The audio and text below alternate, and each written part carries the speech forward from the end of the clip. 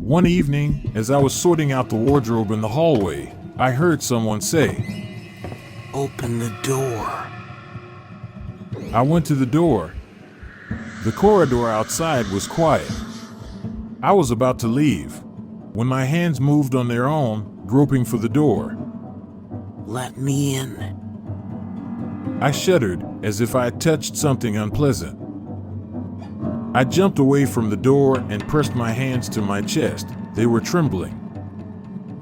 As I took a step back, I felt the apartment fill with an unpleasant odor. "Open to me, quickly." I didn't notice as I stepped forward, turned the knob, and pushed the door a few times. The locks were locked? I thought, and it was only after that thought that I realized what I was trying to do. I imagined opening the door and letting in whatever was behind it. I shuddered. I jerked, trying to move away from the door, but my body wouldn't listen. "Why won't you open the door?" Someone was whimpering outside the door. It sounded like someone used to growling and was trying to cry. "Don't be afraid. Open up. I am your friend."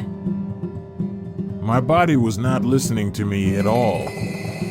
I removed the chain and opened the top lock. Whatever was behind the door was in a hurry, and it passed on to me. My hands began to pull at the locks and handle, trying to open the door, but it would not budge. I tried to shout for help, but the scream was cut short and turned into a wheeze. "Let me in. You don't want to be alone, do you?" At that moment, I felt sick at the thought of how lonely and unwanted I was. I wanted to cry tears of sorrow, but somewhere deep inside there was hope that things could be fixed. All I had to do was open the door. "Why are you hesitating?" I flailed about in a panic. I have to let my friend in. I have to do it now or he will leave. Don't go! I'll just... I looked round the door. Of course, how could I forget? The last lock could only be opened with the key, and the key was in my room. I'll be right back. I repeated, running into the room. The desire to open the door enveloped me. Everything was like a mist. I reached the room by touch and found the key. Then a flash of pain followed. I hit my toes on the toilet door. I had the key in my hand, walking towards the front door. I collapsed, shaking with fear. A few more steps and the door would have been open. Quickly! The shaking stopped, and I started to get up. My body stopped responding to me. With the last of my strength, I threw the keys in the toilet and flushed. A wave of despair washed over me. I won't be able to let a guest in. I'll be alone, unwanted, worthless. With that thought, I collapsed on the floor and cried. I cried and slammed my fists against the door and rolled on the floor for hours. And then suddenly it was gone. I sat on the floor and laughed. I was overwhelmed with joy at the thought of being alive. I don't know what came and stood at my door then, but from time to time, it comes back. These days, I feel it coming. I have a clockwork safe at home. I lock myself in the house, put all the keys in the safe, and wait. When I hear the unearthly voice and I am overcome with madness, I crawl on the floor and cry at the thought of not being able to open the door. In the morning, everything will be over. I sought help. I went to witches. I went to church. I moved, but all in vain. It still comes once a month and whispers, open the door now.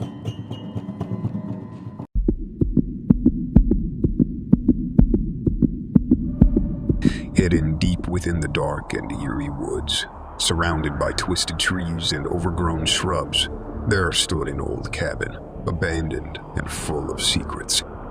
Its cracked walls and broken windows bore witness to the passage of time, and its wooden door creaked ominously, as if to warn intruders to turn back, whispered among the locals in secretive tones. There were rumors about a melody that carried a curse, as if it held some mysterious power. These tales swirled around the cabin like a ghostly mist.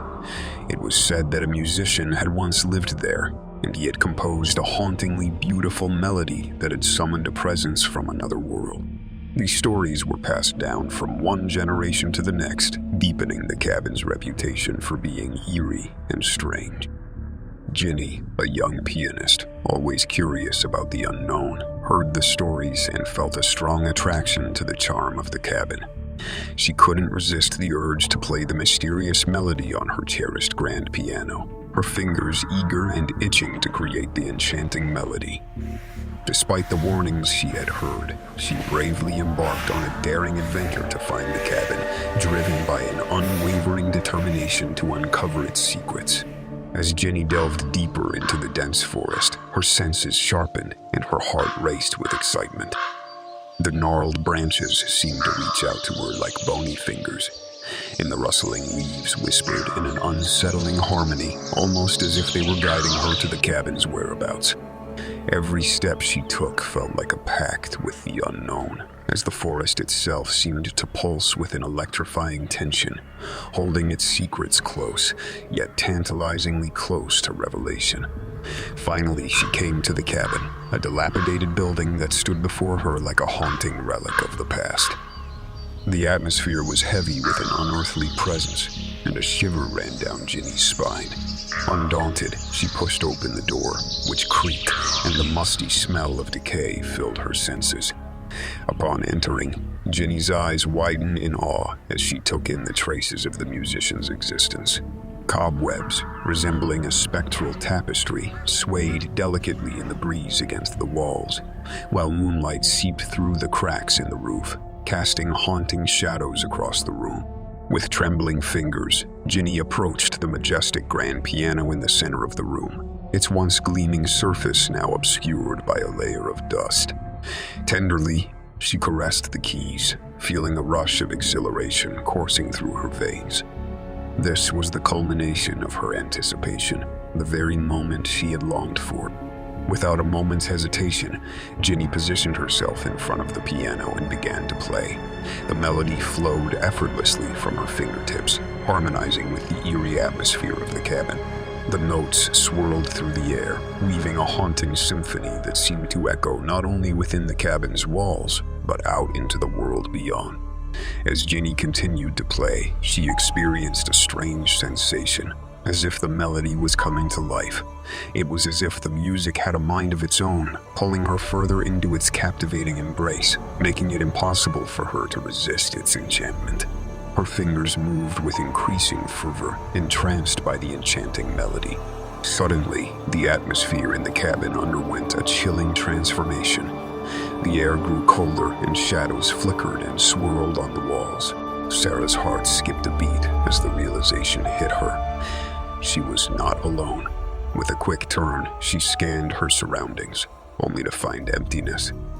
There was nothing but the desolate cabin, its walls peeling and windows shattered in the eerie silence. An overwhelming sense of anxiety gripped Ginny as she continued to play, the melody morphing into a menacing and sinister tone. What had once been a beautiful composition now emanated a twisted and discordant sound, almost as if it were mocking her. Yet Ginny found herself unable to stop playing.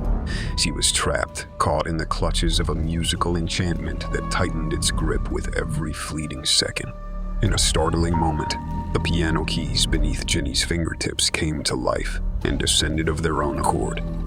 A dissonant symphony of jarring notes erupted, echoing relentlessly within the cabin's walls. Horror gripped Ginny as she realized her loss of control.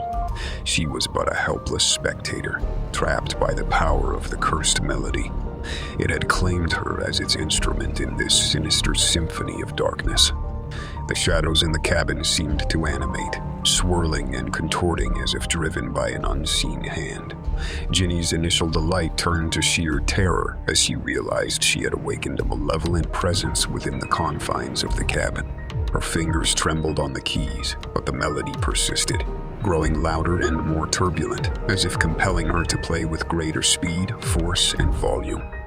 Despite her desperate attempts to resist, the cabin seemed to tighten its grip, its walls seemingly closing in, trapping Ginny in its suffocating grip. The temperature plummeted, and an oppressive heaviness filled the air, making every breath a struggle.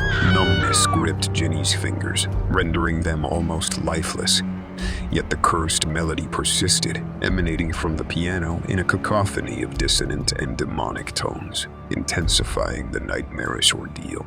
In a desperate attempt to escape the clutches of the cursed melody, Ginny slammed her hands violently against the keys, desperately trying to stop the haunting music. But the piano resisted her efforts, its keys refusing to release, trapping her hands in their icy grasp. The melody grew fiercer, transforming into a distorted demonic wail that echoed throughout the cabin, seeping into the very depths of Ginny's soul. Ginny's mind became a tempest of terror and confusion. She struggled to let out a cry, but her voice remained trapped inside, stifled by the oppressive forces at play. Tears streamed down her cheeks, mixing with her despair as she realized the devastating truth. She had succumbed to the cabin's trap, much like the musician who had vanished into obscurity many years ago. Now she was doomed to become a permanent part of its ominous legacy, forever trapped in its chilling grasp. As the cursed melody reached its climax, Ginny's vision blurred and her strength ebbed. Collapsing against the piano, her body went limp, her mind shattered. The melody gradually faded into silence, leaving nothing but the weighty silence of the cabin, oppressive and without sound. The next morning, the locals discovered Ginny's lifeless body slumped over the piano, her hands clutching the keys. Her eyes remained wide open, forever imprinting an expression of eternal horror on her face. The cabin once again stood in solemn silence, the cursed melody temporarily silenced as it patiently waited for the next unsuspecting soul to succumb to its spell.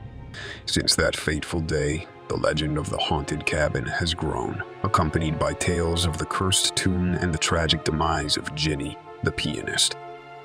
Local warned visitors to stay away from the cabin, telling how faint echoes of the tune could still be heard on moonlit nights.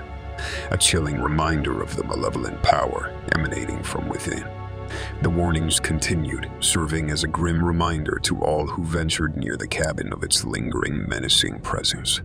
And so the cabin stood abandoned, its walls murmuring the haunting tune to any intrepid soul who dared approach, serving as a poignant reminder that some mysteries are best left untouched and some tunes should remain unplayed. The cabin's cursed melody has endured through time, weaving a sinister tale that has sent shivers down the spines of those privy to its eerie harmonies.